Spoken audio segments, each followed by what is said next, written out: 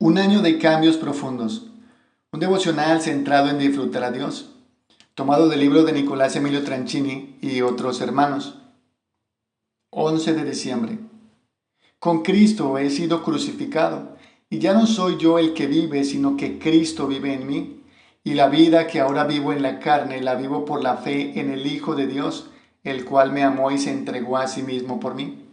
Gálatas capítulo 2, versículo 20. Nunca he hecho sacrificio alguno, dijo Hudson Taylor en años posteriores, echando una mirada retrospectiva a una vida en que de cierto no había faltado ese elemento. Pero lo que dijo era verdad, pues las compensaciones fueron tan reales y duraderas que llegó a convencerse de que el renunciar a algo para Dios es inevitablemente recibir. Qué increíble y asombrosa afirmación de Hudson Taylor, un misionero protestante que abrió China para el Evangelio y se mudó a Shanghái, una ciudad en continuo estado de guerra, repleta de miseria, frío perturbador, producto de la falta de calefacción y excesiva humedad. En su trayectoria como misionero renunció al primer amor de su vida por no compartir su carga por las almas perdidas de China. Sufrió numerosos problemas de salud, uno de los cuales lo dejó postrado y paralizado. Perdió a su joven esposa, un bebé recién nacido, y tuvo que separarse del resto de sus hijos ante el peligro de la matanza en Tianjin. Fue responsable de enviar a más de 800 misioneros a China, comenzar 125 escuelas, establecer 300 estaciones de la obra con más de 500 ayudantes locales en 18 provincias. Se estima que como consecuencia directa de su evangelización, aproximadamente 18.000 personas recibieron a Cristo como su Salvador. Sin duda alguna, los primeros 13 capítulos de la biografía de Hudson Taylor no dejan de describir a un hombre piadoso, admirable y lleno de pasión por las almas. Sin embargo, él mismo describe su batalla constante por no perder el gozo, por sentir la culpa por las mismas luchas una y otra vez y por su falta de fe. Algo falta en su caminar con Dios. Dios lo usa, da fruto, pero ora, agoniza, ayuna, pasa más tiempo en la palabra, hace resoluciones de cambio y aún así la conciencia de su pecado lo oprime. En sus propias palabras, comenzaba el día con oración, resuelto a no quitar la vista de él ni un instante, pero la presión de mis deberes, a veces muy penosos, y las constantes interrupciones tan fastidiosas me hacían olvidarlo a él.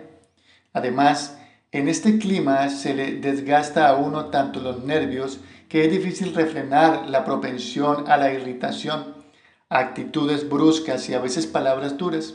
Los días dejaban su saldo de pecado y fracaso, de falta de poder.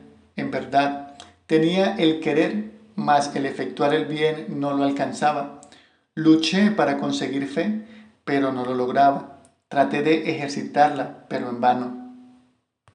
¿Qué sucede en el capítulo 14? ¿Qué cambia? ¿De qué se da cuenta? ¿Por qué se titula este capítulo La vida canjeada? Hudson Taylor descubre que el Señor lo llama a algo nuevo, disfrutar. En el capítulo 14, Hudson Taylor redescubre el Evangelio. Es más santo quien más tiene de Cristo y se regocija más plenamente en la obra consumada. Creo que ahora puedo respaldar esta última frase de todo corazón. Permitir que mi amante Salvador obre en mí su voluntad, que es la santificación. Para eso solo deseo vivir por su gracia.